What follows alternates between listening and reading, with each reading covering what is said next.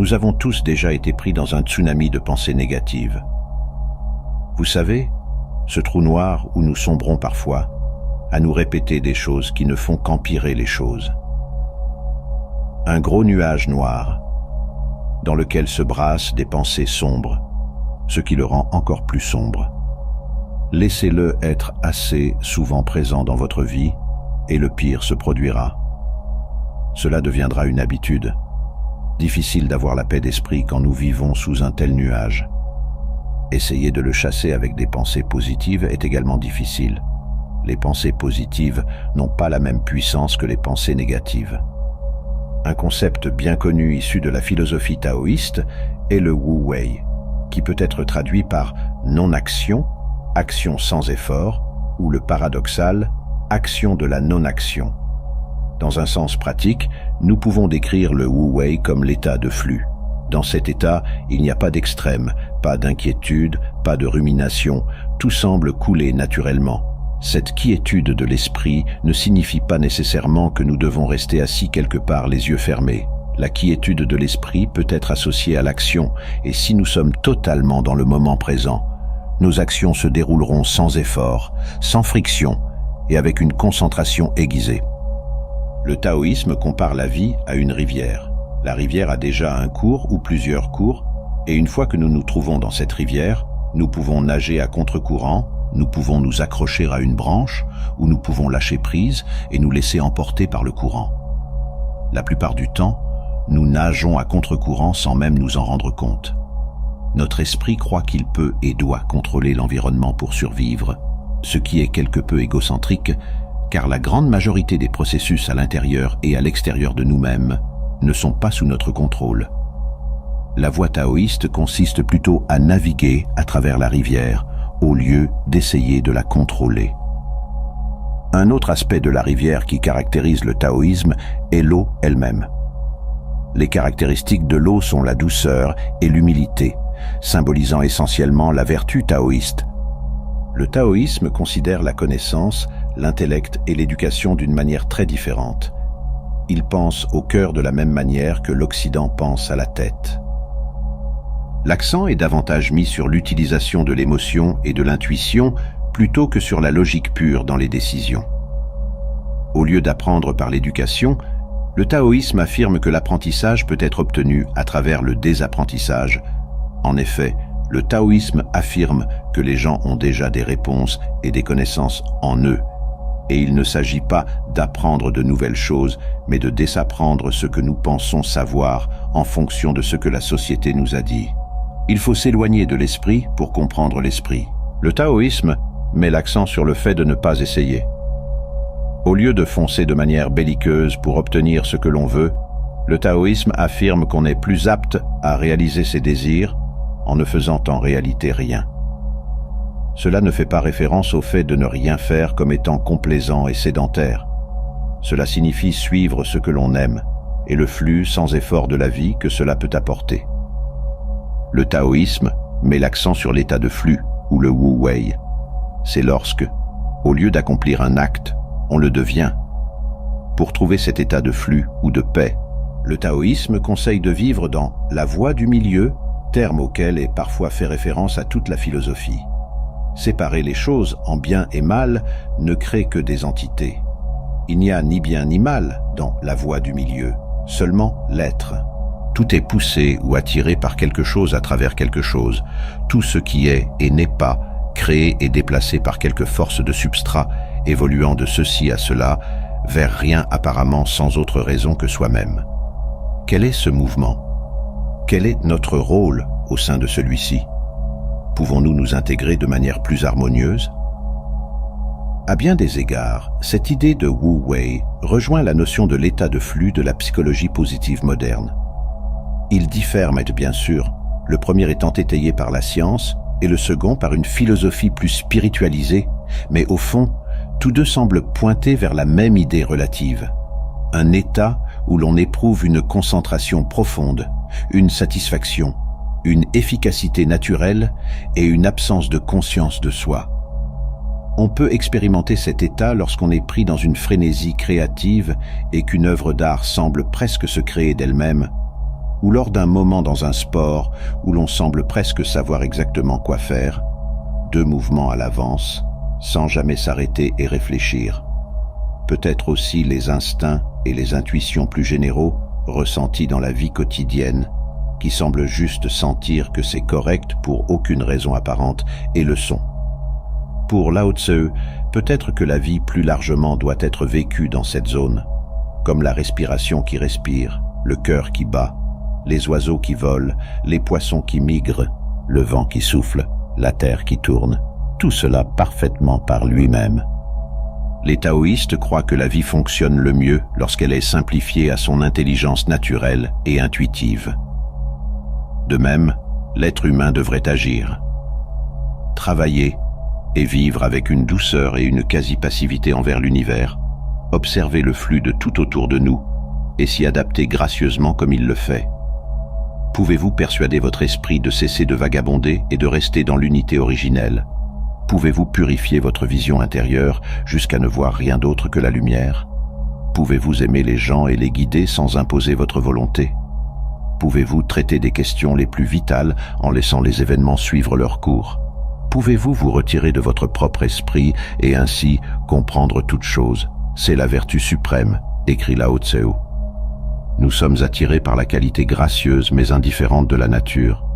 Quand nous voyons quelqu'un forcer quelque chose, que ce soit une performance artistique ou une performance de soi dans la vie quotidienne ordinaire, nous le savons presque toujours et nous n'aimons presque toujours pas cela. Nous disons que cela ne semble pas naturel, que cela semble forcé, que quelqu'un est faux. Nous avons une sensibilité apparente à ce qui est essayé plutôt que simplement fait. Fondamentalement, nous voulons la vérité, nous voulons l'honnêteté, nous voulons le mouvement naturel de tout, quelque chose ou une essence qui ne peut être expliquée par rien d'autre que l'acte de le faire ou de le vivre. Les mots et les idées de l'intellect semblent tomber court de la vérité plus profonde, apparente, révélée par cette authentique poésie en mouvement.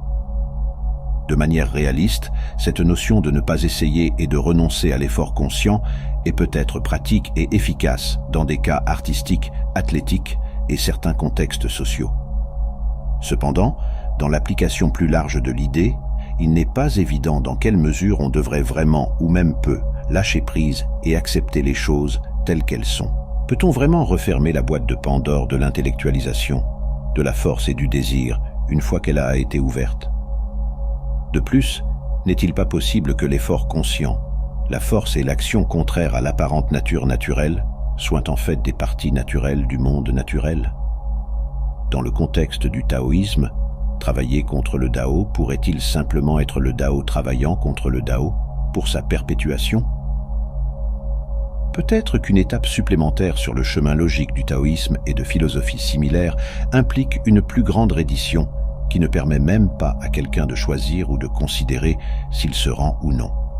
Plutôt, on est dans la reddition.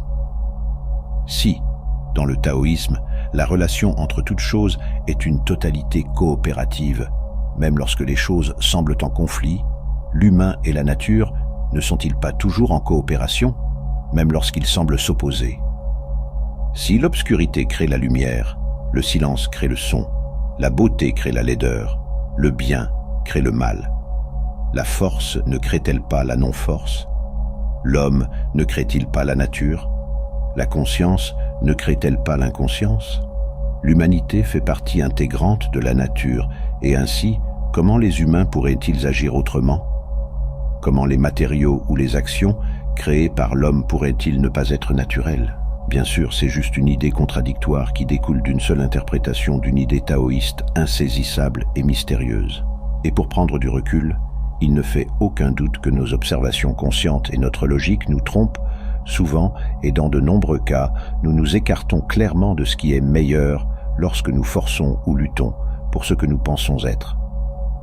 Une personne ivre qui ne résiste pas ou ne lutte pas contre ce qui se passe reçoit souvent des blessures beaucoup moins graves en tombant ou dans un accident de voiture par rapport à ceux qui se raidissent consciemment, résistent et essaient de se sauver. Dans ce contexte, il est important de faire confiance à vos instincts intérieurs pour différencier entre suivre votre propre flux par rapport au flux autour de votre vie. Dans le taoïsme, nous enseignons à une personne comment affiner la capacité appelée le troisième œil. Le troisième œil représente la capacité de ressentir et de percevoir le potentiel qui vous entoure. La conscience des potentiels permet à une personne de trier plus clairement les flux qui peuvent aider sa vie à devenir plus gracieuse et ceux qui l'emportent loin de son essence. Choisir une direction dans la vie relève plus de l'art que de la science. Lorsque les gens font du choix des voies de vie une science, ils rendent la vie prévisible et répétable. Suivre des exemples d'autres personnes en tant que guide fait souvent partie de l'écoulement. Cependant, suivre les autres est désavantageux, car cela encourage à vivre la même vie sans fraîcheur. Cependant, la société pousse les gens dans des voies prévisibles, car une voie prévisible renforce les schémas répétables qui soutiennent la société elle-même. Le véritable choix devient « faites-vous de la vie la vôtre ?» Beaucoup de gens suivent simplement un cours confortable pour réduire les conflits. Si vous suivez le courant social, vous réduisez également le conflit social que vous rencontrerez. Cependant, cela augmente souvent le conflit intérieur que ressent une personne en s'éloignant davantage de son centre. De même, devenir entièrement soi-même augmente les chances de faire face à des conflits sociaux avec d'autres qui veulent façonner votre vie pour rendre leur vie plus confortable. Suivre le courant est une partie profonde du taoïsme. Un taoïste se déplace avec le courant en utilisant une conscience profonde de tous les courants qui nous entourent. Le dernier saut d'un lapin est imprimé dans la neige alors qu'une chouette fond sur lui pour son prochain repas. J'adore voir le flux de la vie. Les animaux suivent leurs instincts et les humains suivent leurs histoires. C'est pourquoi la plupart des humains ne voient que par le prisme de leur récit, aveuglés par les principaux points de l'intrigue, plutôt que de percevoir le flux actif de la vie qui nous entoure toujours. Si vous avez déjà vécu un état de flux, il y a une chose qui disparaît et qui revient seulement lorsque l'esprit pensant reprend le contrôle. C'est la focalisation sur les résultats plutôt que sur la tâche à accomplir. Lorsque vous êtes dans un état de flux, vous oubliez les résultats, la pression, les angoisses concernant l'avenir, les échecs du passé. C'est juste vous et la tâche à accomplir. Vous êtes complètement dans le présent et la seule façon de le faire est de lâcher prise. Lâcher prise signifie cesser de nager à contre-courant, arrêter de s'accrocher à certaines branches. Cela signifie lâcher prise du passé, lâcher prise du futur, se concentrer entièrement sur cet instant et le vivre sans hésitation. Les meilleurs, comme l'eau, bénéficient à tous et ne rivalisent pas. Ils résident dans des endroits modestes que tout le monde dédaigne. Plaçant les autres avant eux-mêmes, ils se trouvent à la première place et se rapprochent beaucoup du Tao. Dans leur demeure, ils aiment la terre. Dans leur cœur, ils aiment ce qui est profond. Dans les relations personnelles, ils aiment la gentillesse. Dans leurs paroles, ils aiment la vérité. Dans le monde, ils aiment la paix. Dans les affaires personnelles, ils aiment ce qui est juste. Dans l'action, ils aiment choisir le bon moment. C'est parce qu'ils ne rivalisent pas avec les autres qu'ils sont au-delà des reproches du monde.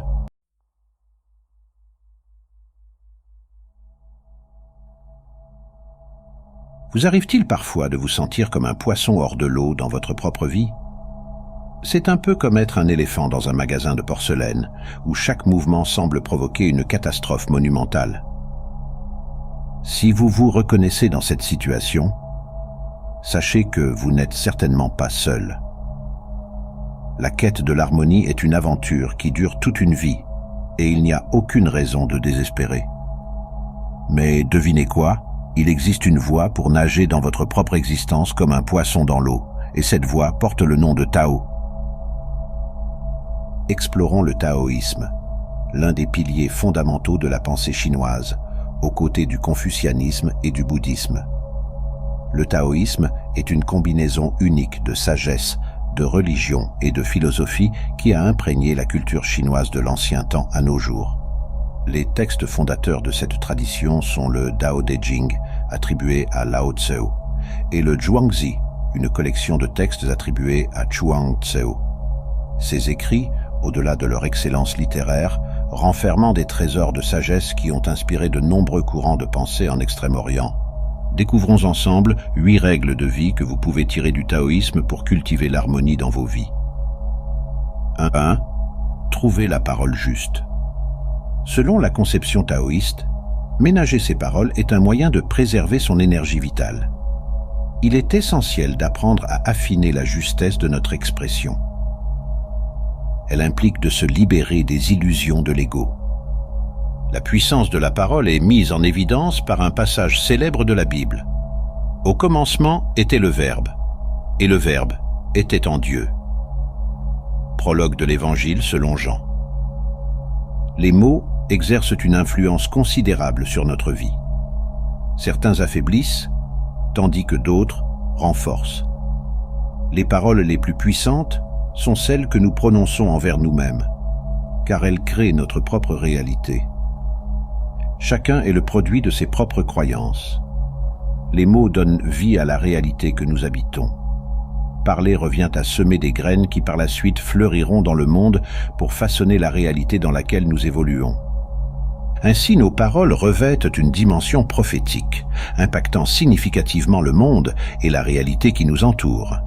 Il est donc préjudiciable de se focaliser sur les échecs ou les expériences négatives. À travers les mots que nous utilisons, nous avons le pouvoir de créer notre destinée. 2. Pratiquer la méditation. En la pratique du taoïsme, la méditation occupe une place centrale en tant qu'outil puissant pour cultiver l'harmonie intérieure et favoriser l'alignement avec le Tao, la voie universelle. Contrairement à certaines formes de méditation qui mettent l'accent sur la concentration ou la suppression des pensées, la méditation taoïste encourage souvent une approche plus souple. L'objectif n'est pas de lutte contre les pensées, mais plutôt de les observer avec détachement, laissant l'esprit trouver naturellement son équilibre. Les conseils pratiques incluent la recherche d'un lieu calme, la posture confortable et détendue et la respiration profonde pour ancrer le moment présent. Intégrer des visualisations en lien avec la nature et le flux du Tao peut également enrichir la méditation taoïste. La constance dans la pratique est essentielle, et il est utile de commencer par des sessions courtes en prolongeant progressivement la durée au fil du temps. La méditation taoïste offre ainsi une voie vers la tranquillité intérieure et l'alignement avec le flux naturel de l'existence. 3. Cultiver la voie du juste milieu. La philosophie taoïste nous guide vers une harmonie avec les cycles de la vie, en prônant l'évitement des excès et la cultivation de l'action juste. Ce principe s'exprime dans la prévention des extrêmes, incitant à trouver l'équilibre au sein de polarités. Par exemple, au lieu de succomber à la prodigalité ou à l'avarice, la voie taoïste nous encourage à cultiver la générosité, trouvant ainsi une juste mesure entre l'abondance et la retenue. De même, plutôt que de se laisser emporter par la lâcheté ou une témérité excessive, le taoïsme préconise la cultivation du courage, établissant ainsi un équilibre entre la prudence et l'audace. Selon les préceptes taoïstes, il est fondamental de rechercher la justesse dans notre relation au monde, évitant les extrêmes pour embrasser la voie médiane, où la sagesse et l'équilibre émergent comme guide de notre parcours dans la vie. En suivant cette voie, nous pouvons nous harmoniser avec les flux naturels de l'existence. 4.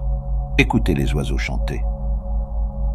Dans nos vies trépidantes, nos esprits sont souvent captivés par le tumulte mental, entraînant parfois une déconnexion de notre environnement et engendrant divers désordres. Les oiseaux, dans cette perspective, revêtent une signification particulière en tant que symbole des liens entre le ciel et la terre.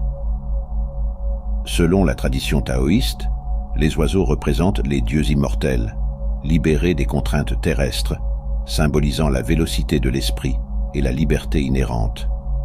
Dans la pratique du Qigong de santé, l'inspiration animale trouve son expression dans le jeu des 5 animaux, et l'enchaînement inspiré de la grue vise à émuler l'adresse et l'agilité de cet oiseau gracieux. Les chants des oiseaux, quant à eux, se présentent comme une invitation à renouer avec notre essence profonde et à nous reconnecter à nous-mêmes. Ils représentent une initiation à l'ancienne sagesse taoïste, offrant une opportunité précieuse de trouver l'harmonie entre ciel et terre. Prenez donc le temps de savourer le chant des oiseaux, car il constitue une source d'inspiration formidable pour rétablir un sens d'harmonie dans votre existence. 5. Mangez avec sagesse. Dans la perspective taoïste, la diététique occupe une place primordiale parmi les méthodes de préservation de la vitalité. L'alimentation est considérée comme indissociable de son environnement, du ciel et de la terre, afin de favoriser la santé de l'individu. Contrairement à la conception occidentale de la diététique axée sur la privation, la diététique taoïste adopte une approche positive et naturelle, s'intégrant harmonieusement à la vie quotidienne. Selon cette philosophie, les aliments possèdent une qualité énergétique et il revient à chacun d'ajuster son régime alimentaire en fonction de son propre terrain énergétique. Quelques principes diététiques émergent pour favoriser la santé. Respecter le cycle des saisons, en privilégiant les produits de saison par rapport aux articles souvent dénaturés des supermarchés. Favoriser la consommation de produits locaux. Privilégier des aliments de qualité, naturels, sains et vivants. Adapter son alimentation aux besoins spécifiques de son organisme. Et enfin, opter pour une alimentation harmonieuse et équilibrée. Ces principes reflètent l'idée taoïste de vivre en accord avec les flux naturels pour cultiver la santé et la vitalité. 6. Écoutez votre corps. Selon la vision taoïste, la gestion des émotions est cruciale pour maintenir une bonne santé. Certains individus sont souvent submergés par des émotions négatives telles que la colère, la peur, l'inquiétude ou la tristesse. Et ces énergies néfastes peuvent avoir un impact direct sur la vitalité et même entraîner des maladies. Dans la Chine ancienne, les maîtres taoïstes avaient une compréhension profonde du pouvoir énergétique du sourire. Le sourire intérieur était l'une de leurs pratiques énergétiques visant à favoriser la circulation du qi, ou énergie vitale, pour promouvoir la santé, le bonheur et la longévité. L'acte de se sourire à soi-même était considéré comme un bain d'amour aux propriétés curatives, capable de guérir des blessures intérieures et de renforcer la vitalité. Cependant, en développant une amitié avec notre corps, en étant attentif à ces messages subtils, nous pouvons favoriser notre santé et renforcer notre vitalité. Cela nécessite une écoute attentive et une réponse bienveillante envers les besoins de notre être intérieur. Un aspect souvent négligé dans notre quête de bien-être. 7. Laissez-vous agir. Centrer son esprit sur le futur ou le passé engendre inquiétude et anxiété, générant des énergies négatives susceptibles de conduire à une forme d'immobilisme. Lorsque nous sommes absorbés par nos propres préoccupations, notre capacité d'action dans le monde s'en trouve entravée. Cultiver une attitude de paix envers soi-même et d'altruisme libère de l'inquiétude en ouvrant notre cœur, créant ainsi la possibilité d'agir avec justesse dans le monde. La notion de non-agir, ou wu wei en chinois, occupe une place significative dans le taoïsme, notamment exposée par Laozi dans le Tao Te Ching. Elle a été interprétée de diverses manières et a même été adoptée comme principe de gouvernement idéal, marquant l'influence telle que le trône de nombreux empereurs chinois arborait un panneau de laque portant l'inscription Wu Wei. Il est important de souligner que le Wu Wei ne prône pas une attitude passive ou attentiste, mais plutôt un alignement de l'action sur le ordre cosmique originaire, le mouvement naturel de la nature. En définitive, cette notion nous pousse à réexaminer notre relation au monde. Contrairement à la tendance occidentale de précipiter nos actions et de forcer le cours des choses, la philosophie taoïste nous enseigne à agir en harmonie avec la nature, à suivre la voie du Tao. Elle nous encourage à abandonner les fantasmes de l'ego pour nous poser une question plus fondamentale, celle de notre place dans l'univers. En embrassant le Wu Wei, nous découvrons une approche plus équilibrée et réfléchie de notre interaction avec le monde qui nous entoure. 8. Souriez. La pratique du sourire intérieur, issue du taoïsme, constitue une ancienne technique de visualisation focalisée sur différentes régions du corps. Cette pratique engendre une énergie de guérison profonde, contribuant à réduire le stress. Mais comment une simple pratique de visualisation peut-elle influencer le fonctionnement de l'organisme? Selon la conception taoïste, le thymus est considéré comme le siège de l'amour, du ki, énergie vitale, et de la force vitale. Il est également associé à l'illumination supérieure. Lorsque nous sommes soumis à un stress émotionnel intense, le thymus est impacté.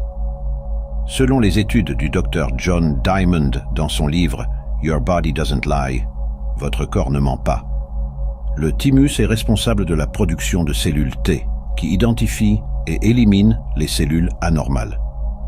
La prolifération de cellules anormales accroît les risques de cancer, sauf si les cellules T sont activées par l'hormone du thymus.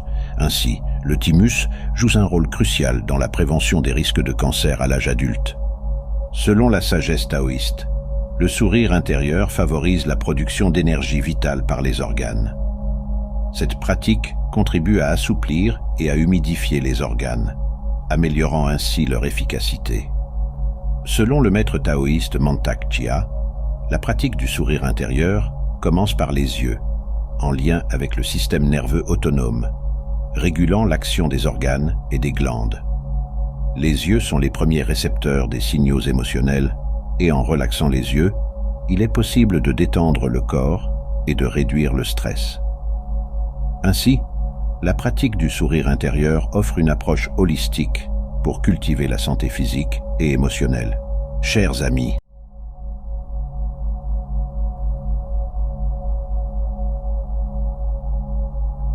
le yin-yang représente le monde comme le fruit de deux forces à la fois opposées et complémentaires, l'une plutôt active et émettrice, yang, l'autre plus passive et réceptrice, yin. Tout mouvement, toute vie, résulterait du passage inexorable du yin au yang, du yang au yin. À la fois ambitieuse et simple, la théorie du yin-yang embrasse l'ensemble des phénomènes observables, de l'interaction des astres et des planètes jusqu'à l'organisation délicate des moindres formes de vie. En fait, cette théorie découle directement de la façon dont nous appréhendons le monde par nos cinq sens. Ce que nous percevons, c'est la surface du monde. Nous la décodons et l'organisons dans notre mental en procédant par catégorisation. Nous définissons et qualifions tout, les formes, les objets, les êtres vivants, nos relations, nos humeurs, les symptômes de nos maladies, en procédant par comparaison. Ainsi, il est difficile de parler de la chaleur sans connaître le froid, de reconnaître la lumière si l'on ignore l'obscurité, de définir la sécheresse sans avoir senti l'humidité. Tout comme l'énergie et la matière sont indissociables, tout comme une feuille comporte un recto et un verso, le yin-yang englobe les deux composantes de tout ce qui est manifesté. Le yin et le yang s'opposent. Le yin et le yang se complètent. Le yin et le yang sont inséparables. Tout est soit yin, soit yang. Provisoirement. Imaginons que par une belle journée d'été, nous descendions dans une grotte. Plus nous pénétrons dans les profondeurs de la terre et plus nous notons que la grotte est fraîche, obscure, humide et silencieuse. Ce sont les qualités du monde opaque et intérieur de la terre qui font obstacle à la lumière et au bruit, qui recueillent l'eau, qui s'y enfonce et qui préservent une température fraîche et constante. Si nous éteignons les lumières de nos casques et évitons de faire du bruit, le temps semblera suspendu. Il ne nous restera pour seul repère temporel que les rythmes de nos battements cardiaques et de notre respiration. Si nous remontons à l'air libre sous le soleil extérieur, nous serons inondés de lumière et de chaleur, et le bruit de l'intense activité de la faune et des humains pourra devenir étourdissant. Le monde dense, opaque, intérieur, sombre, humide, silencieux et stable de la terre est yin comme l'opacité des nuages qui filtrent la lumière et apportent la pluie à la face la plus froide de la montagne. Le monde extérieur, aérien, chaud, sec, lumineux et changeant du ciel, est yang comme la face de la montagne exposée au vent et qui se transforme tout au long de la course du soleil, d'est en ouest. Le caractère chinois qui désigne le yang représente le côté d'une montagne exposée à la lumière, à la chaleur et au vent. Le caractère du yin représente le côté de la montagne dans l'ombre des nuages, là où il fait plus frais, plus sombre et plus humide. Yin et Yang ne représentent toutefois pas une réalité figée, mais une tendance particulière. Le ciel est en haut, les souffles plus purs montent et s'y diffusent. Ce sont des qualités Yang. La terre est en bas, les souffles plus grossiers et troubles descendent et s'y rassemblent. Ce sont des qualités Yin. Yin et Yang est donc un mouvement perpétuel. L'expression des polarités. Yin ou Yang n'est jamais stable, elle n'existe qu'en tant que dynamisme. En et Yang s'opposent constamment et passent progressivement par différentes phases de croissance et de décroissance, selon des cycles généralement prévisibles. L'obscurité et le froid de la nuit et de l'hiver alternent avec la lumière et la chaleur du jour et de l'été. Le froid et l'obscurité favorisent dans cela la condensation, la contraction, le repos, le repli vers l'intérieur, tandis que la lumière et la chaleur favorisent l'expansion, l'activité et les échanges. La transition du yin au yang se fait progressivement et quand la croissance de l'un ou de l'autre arrive à son apogée, le mouvement s'inverse. Les cycles s'emboîtent les uns dans les autres. Cycles de réchauffement et de refroidissement planétaire, cycles annuels, cycles quotidiens, etc.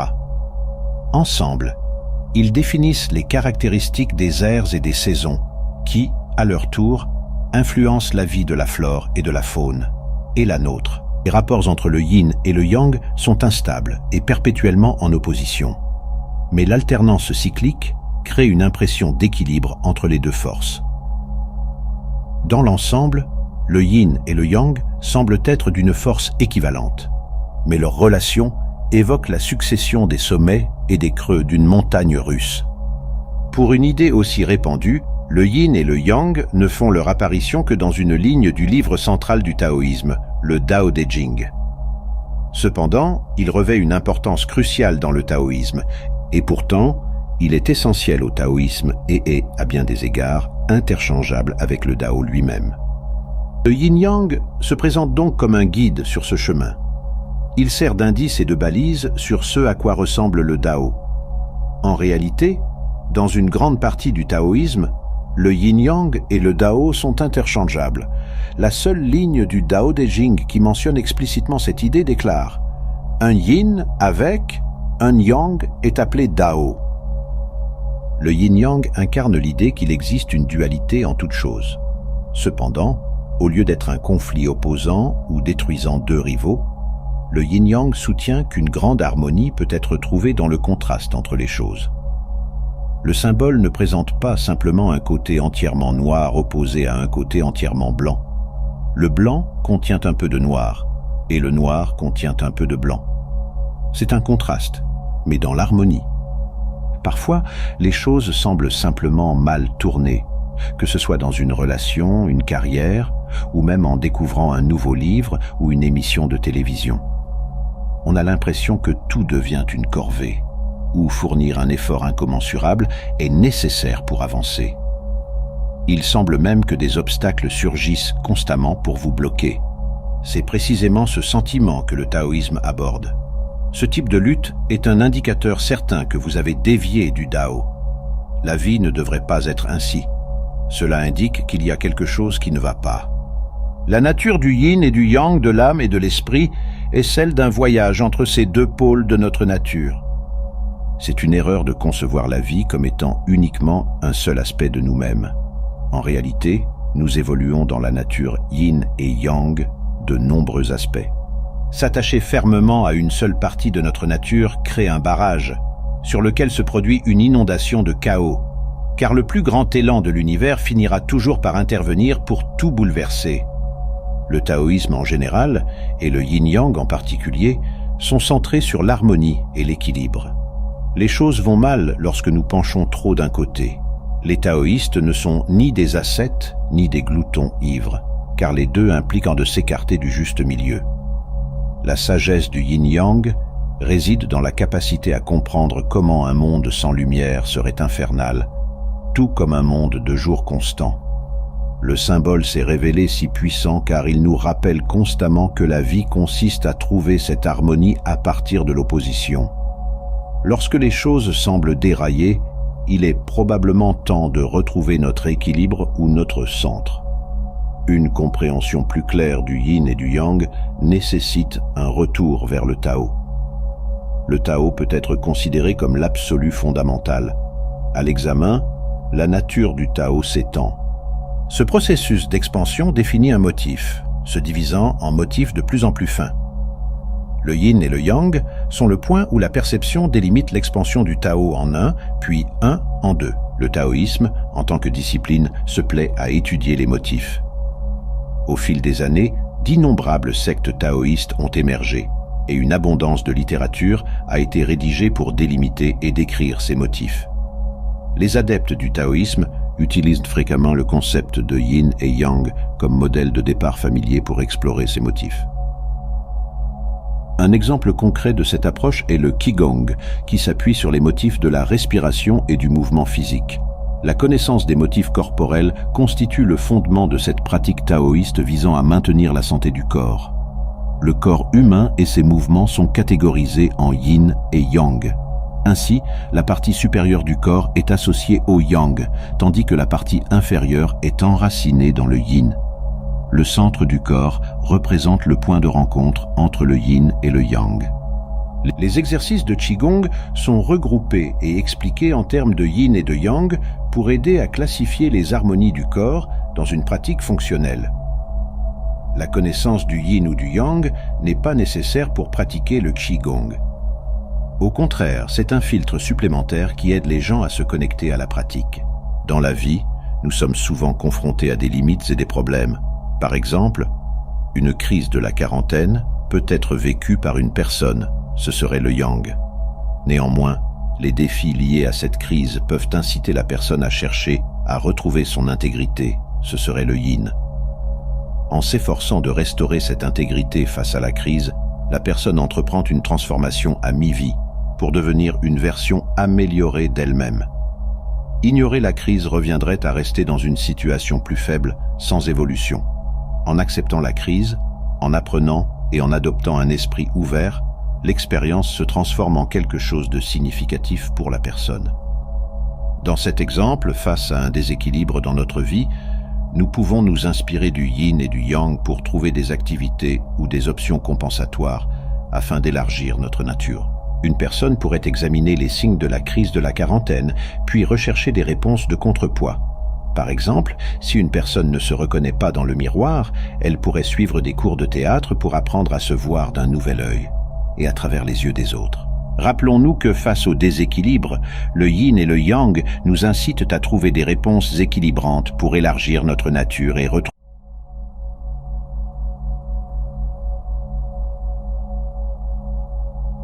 Dans le monde moderne, nous comparons sans arrêt le temps à l'argent.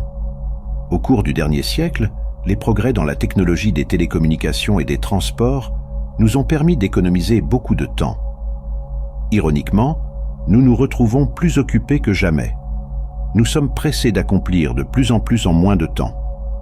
Le résultat est que nous sommes toujours pressés et n'avons pas le temps de profiter de la vie.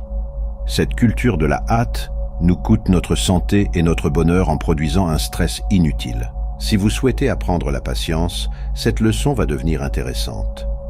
Pour comprendre la patience, il est préférable de d'abord comprendre l'impatience. La patience est l'une des qualités les plus difficiles pour moi à embrasser. Le troisième principe du taoïsme met l'accent sur le cycle de la vie, notant que la nature ne se presse pas, pourtant tout est accompli. Le taoïsme souligne le modèle de 24 heures du jour et de la nuit, les 4 saisons, printemps, été, automne, hiver, et le cycle de vie de la naissance à la mort. Cette approche cyclique est importante à rappeler lorsque les choses deviennent mouvementées. L'impatience signifie que vous êtes en mouvement et que vous ne prêtez pas attention à ce qui vous entoure.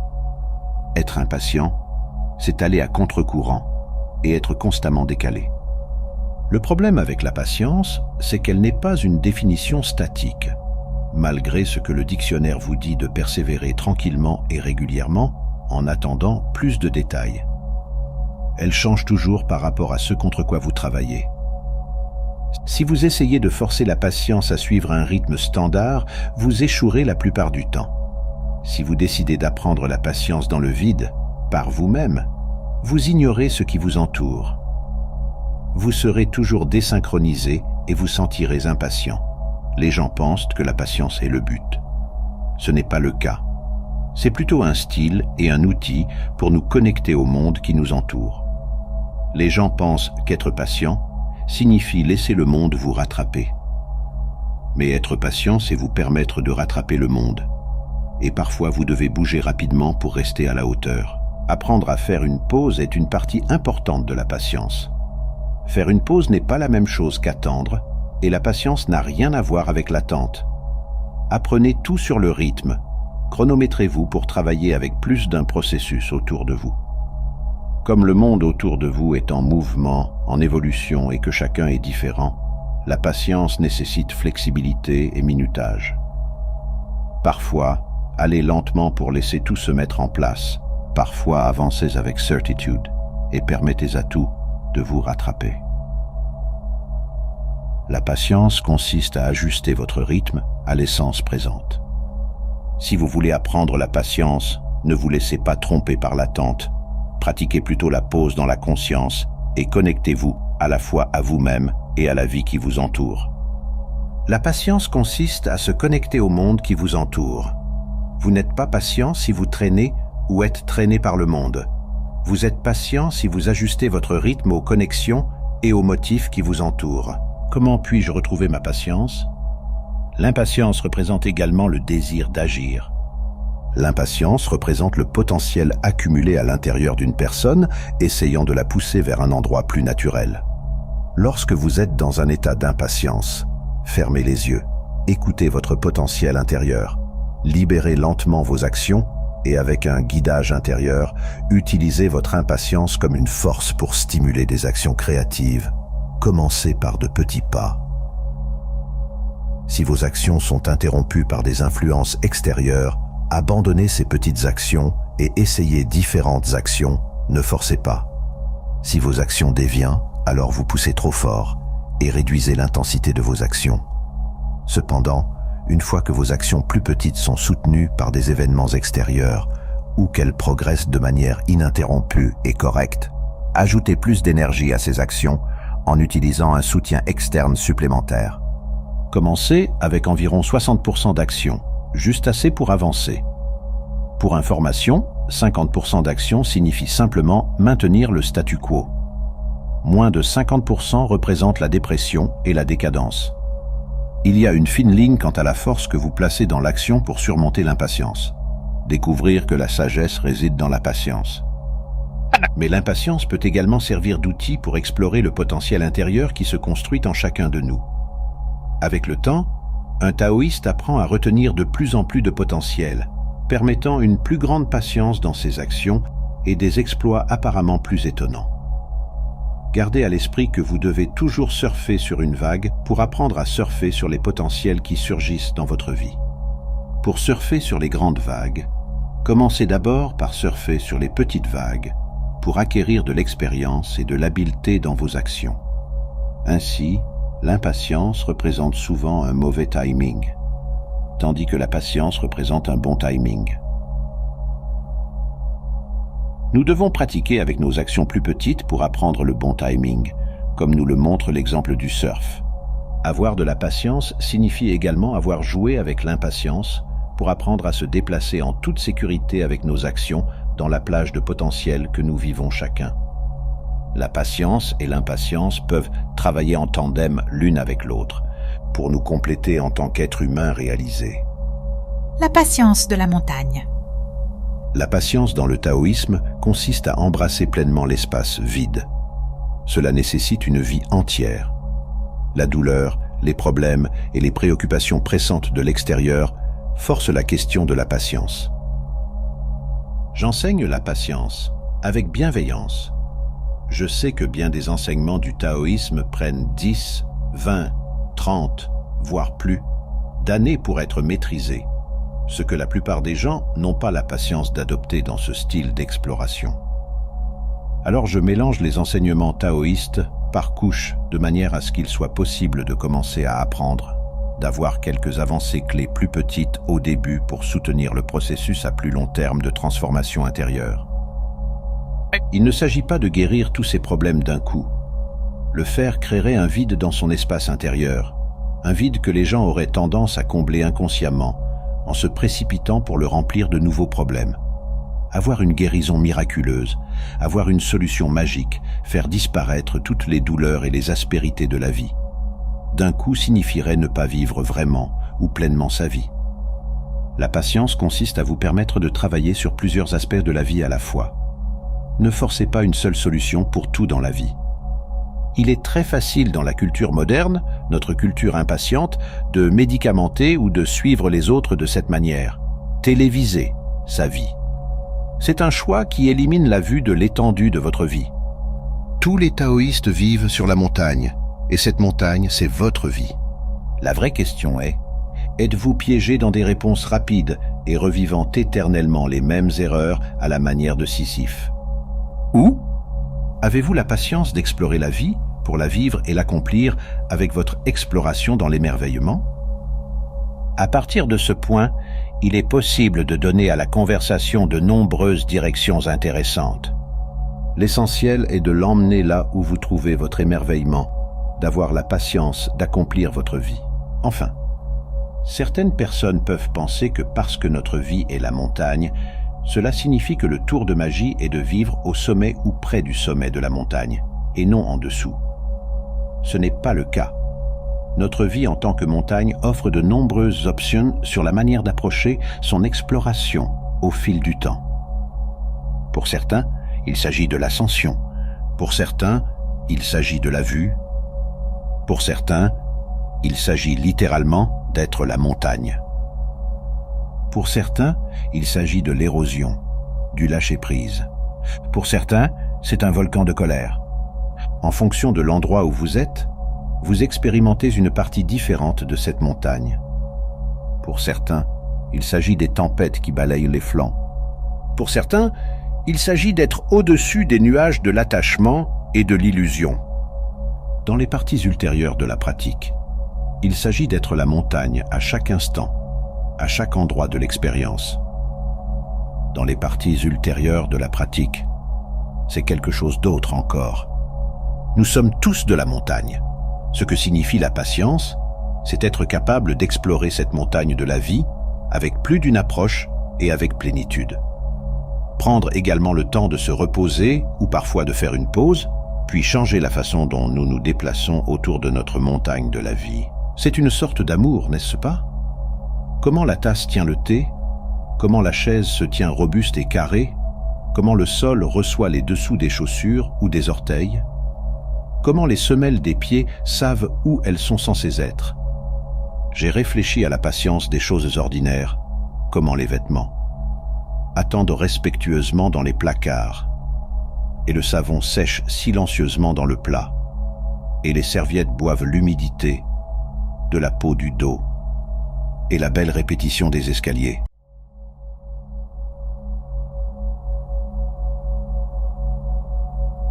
Chers amis de la chaîne, je tiens à prendre un moment pour exprimer ma sincère gratitude à chacun d'entre vous.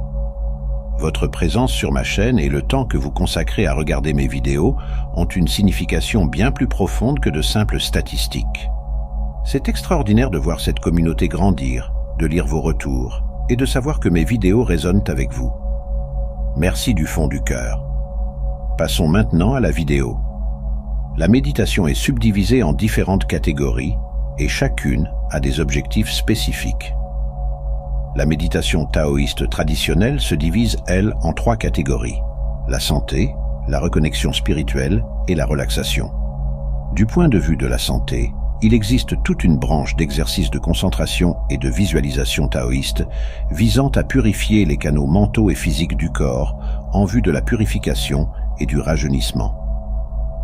La deuxième catégorie de méditation est le guidage spirituel où l'on doit méditer fréquemment, voyageant vers une autre dimension, pour établir une relation notre intérieur, pour éclairer notre existence quotidienne, nos luttes philosophiques, ou simplement pour nous aider à favoriser l'adaptation et la familiarité avec d'autres dimensions de la vie. La troisième catégorie de la méditation est le voyage métaphysique, une forme de relaxation et de divertissement. Alors que les méditations de purification et d'esprit guide sont sérieuses et très structurées, avec des exercices mentaux particuliers et une concentration spécifique, la méditation de voyage a une forme libre et est utilisée comme un type de relaxation où l'on peut visiter, se déconnecter pour quitter le temps d'un instant notre univers réel et tangible. Lors de l'expérience de la méditation de voyage, le phénomène de pliage du temps est courant, où il peut sembler que l'on a erré dans les royaumes métaphysiques pendant des jours, des semaines, des mois, voire des années. La plupart des Américains décriraient la méditation comme le fait de s'asseoir dans une position détendue, de penser à des pensées agréables et peut-être de réciter des chants. En bref, ils voient la méditation comme rien de plus que du divertissement mental.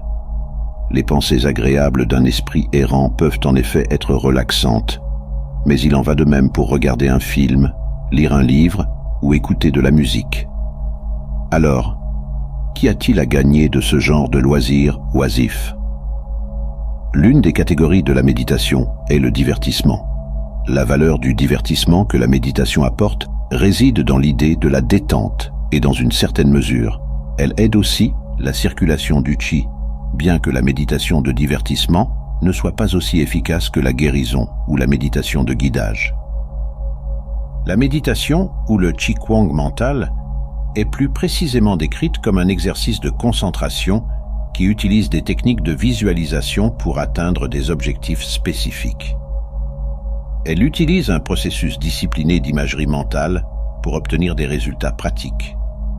La discipline est la clé. Il n'est pas divertissant de rester assis pendant des heures, forçant l'esprit à se concentrer sur des images spécifiques tout en l'empêchant de vagabonder vers d'autres pensées concurrentes. En effet, la méditation est une visualisation concentrée, et c'est certainement un travail. Bien qu'il existe de nombreuses formes de Qigong mental, les deux plus importantes sont la méditation du vide et la méditation du brûlage. La méditation du vide enseigne à l'esprit à ne pas penser et ainsi à se débarrasser des pensées, tandis que la méditation du brûlage brûle le stress de la vie quotidienne. Les deux techniques utilisent l'acuité mentale pour ouvrir les canaux de chi de l'individu. Le nettoyage mental est doublement important, car ses bienfaits s'étendent au-delà du cérébral jusqu'au cœur des maladies psychosomatiques. Contrairement à son homologue occidental, la médecine orientale affirme catégoriquement que la plupart des maladies peuvent être attribuées à des déséquilibres physiques déclenchés par des dysfonctionnements mentaux. De manière empirique, la plupart des profanes ont constaté que cela était vrai, notant que leur susceptibilité au rhume augmentait pendant les périodes de stress. Tout simplement, le stress réduit le système immunitaire du corps. Les méditations du vide et de brûlage commencent toutes deux avec le pratiquant assis sur une chaise à dossier droit, les deux pieds posés à plat sur le sol. Méditer sur une chaise est considéré comme approprié pour les Américains, car, contrairement à leurs homologues asiatiques, ils ont l'habitude de s'asseoir sur des meubles. Et pour des raisons liées à la seule héritage culturel, les Asiatiques méditent assis par terre dans une position où ils sont les plus à l'aise. Il est important de noter que, contrairement aux bouddhistes qui adoptent la position du lotus, les taoïstes classiques ne croisent pas les jambes pendant la méditation. Cette nuance en apparence mineure a des implications importantes pour le flux du chi. Le taoïsme considère le corps humain, pris entre la terre et les cieux, comme un conducteur de chi. Il est donc vital que le pratiquant aligne correctement son corps pour permettre au chi de circuler de manière optimale. La position jambes non croisées facilite cette exigence. Le chi cosmique prend son origine dans les cieux, traverse la tête du taoïste, descend le long de ses canaux et, d'un tir droit, pénètre dans la terre par ses pieds. La vision bouddhiste, en revanche, est que le chi devrait être préservé et recirculé à l'intérieur de l'individu. Par conséquent, les bouddhistes croisent leurs jambes pour configurer leurs canaux de manière circulaire. Il est intéressant de noter que les croyances philosophiques fondamentales du système se reflètent si profondément dans la position assise qu'il prescrit pour la méditation. Les principes de Lao Tzu, consacrés à l'interaction avec le monde environnant plutôt qu'à un repli intérieur, pousse le taoïste à cultiver l'échange de son chi individuel avec celui de l'environnement environnant. Par conséquent, la position méditative taoïste est celle qui ouvre les canaux du pratiquant à l'environnement extérieur. Une fois que le taoïste est assis confortablement, il commence à éteindre son esprit. Classiquement, il commence par fixer une bougie allumée pendant un court laps de temps, permettant à l'esprit et au corps de s'installer dans le processus méditatif. Lorsqu'il est prêt, le praticien ferme les yeux et s'imagine, avec sa chaise et sa bougie, sur une plage paisible, avec les vagues de l'océan qui s'écrasent devant lui. À ce stade, le pratiquant commence à détendre pleinement son corps. C'est plus difficile que cela ne paraît, car le corps humain est rarement détendu. Même pendant le sommeil, il se tend et se tortille, bouge constamment et roule sans cesse. Il ne faut que plusieurs heures chaque semaine de relaxation profonde, réalisable uniquement par la méditation, pour lutter contre la tension persistante et améliorer significativement la circulation du chi. Lao Tzu encourage cet effort en mettant en garde. Quand le corps est maintenu en perpétuel mouvement, il devient fatigué. Le praticien détend totalement le corps en progressant systématiquement à travers lui, un muscle à la fois.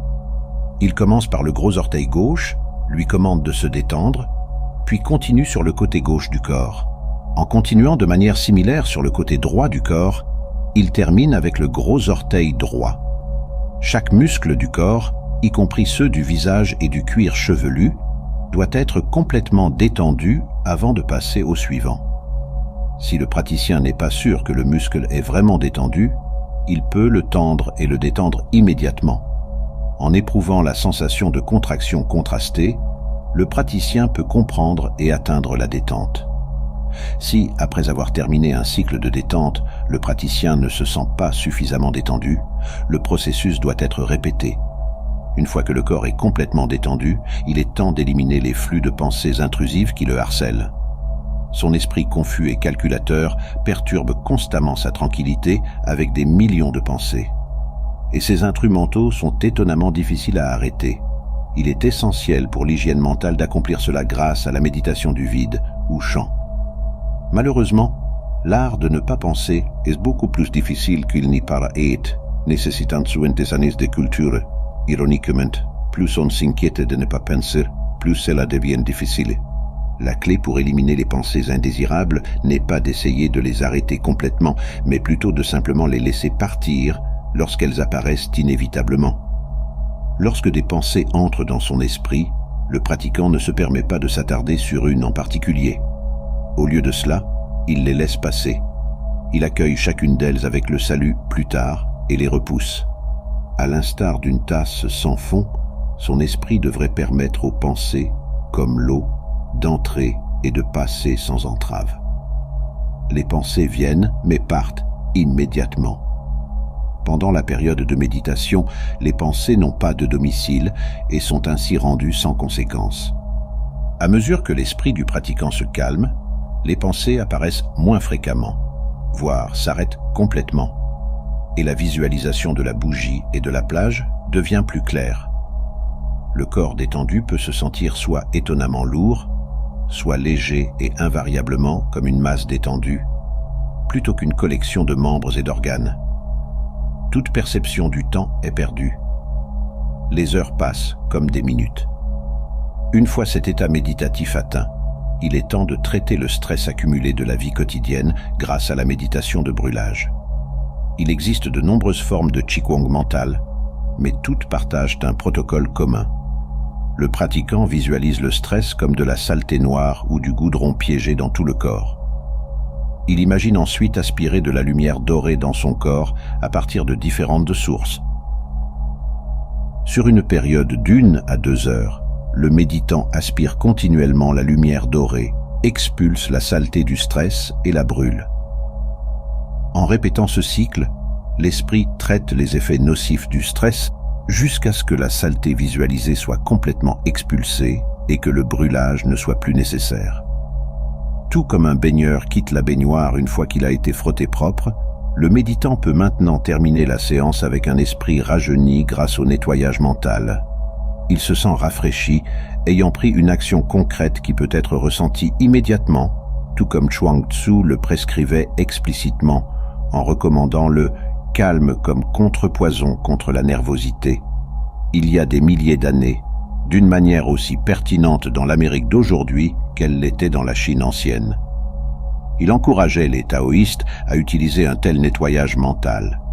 Étonnamment, ce processus continu d'utilisation de la lumière dorée pour expulser et brûler le stress est un outil puissant pour faire face aux dommages psychosomatiques du stress. Les blocages du système méridien, formés par le stress, sont détruits par la méditation de brûlage. Cette méthode pratique améliore le flux de chi et permet au système immunitaire de fonctionner plus efficacement. Il est clair que la praticité du nettoyage du canal mental et du soulagement du stress est une procédure cruciale qui doit être effectuée régulièrement pour la santé mentale et physique et la clarté. Votre soutien me motive et m'inspire à créer toujours plus. J'apprécie vraiment chaque moment que nous partageons sur cette plateforme. Si ma chaîne peut apporter ne serait-ce qu'un petit moment de joie, de réflexion ou d'évasion dans votre vie, alors elle atteint son objectif. Merci du fond du cœur.